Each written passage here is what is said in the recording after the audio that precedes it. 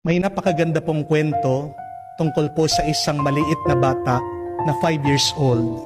Isang araw siya po ay pumunta sa isang drugstore at may dala-dala po siyang pera nilagay po sa counter. Sabi po sa pharmacist, "Sir, meron po ba kayong binebentang gamot na himala?" Nagtataka ito pong pharmacist. "Anong ibig mo sabihin?"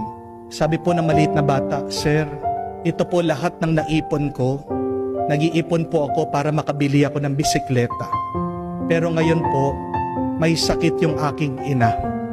At sabi po ng doktor na tanging himala na lang po ang makakapagpagaling sa kanya. Meron po ba kayong gamot na himala?" At sabi po ng pharmacist, "Bata, walang himala dito. Pero kung gusto mo ng himala, libre lang. Tabi ng drugstore ay may simbahan. Pumunta ka kay Jesus. Magdasal ka sa Kanya. Dahil si Jesus lang ang doktor na makakapagbigay ng gamot ng himala sa iyong ina." Dali-dali po itong bata tumakbo sa simbahan. Dala-dala yung kanyang pera. At nakita po niya itong larawan ng ating Panginoon nakapako sa krus. Tinapon po yung pera doon sa paanan ng ating Panginoon. Sabi, "Jesus, ito po yung ipon ko. Hindi na po ako bibili ng bisikleta. Tulungan niyo lang po yung aking ina. Hindi ko man po kayo matutulungan na bumaba dyan sa krus. Alam ko po, nahihirapan kayo.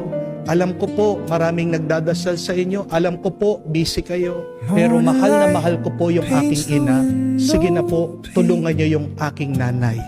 Pero kahit na paano po siya magdasal, tahimik lang daw po si Jesus sa krus. Hanggang sumagot po ulit itong bata. Sabi niya, "Kung hindi niyo po ako matutulungan, pupunta na lang po ako doon sa inyong ina, si Mama Mary. Di ba mahal na mahal niyo din po yung inyong ina? Pwede niyo po ba tulungan yung ina ko din? Magpapatulong lang po ako sa inyo." At habang po palang nagdadasal yung bata, napadaan yung parish priest, yung pare, naririnig siya. At biglang lumapit doon sa bata, sabi, "Bata, kung magdadasal ka sa Diyos, makiusap ka. Huwag kang mag-alala. Tutulungan ka niya kung mananalig ka." Naawa po itong parish priest. Tinulungan po pauwi yung bata. Sabi po ng pare, "Dalhin mo na yung pera mo. Basta't pagdasal mo yung nanay mo." Sige, pagdadasal ko din siya. At habang pauwi, kinekwento daw po ng bata yung nangyari, yung sinabi ng doktor na himala na lang ang magpapagaling.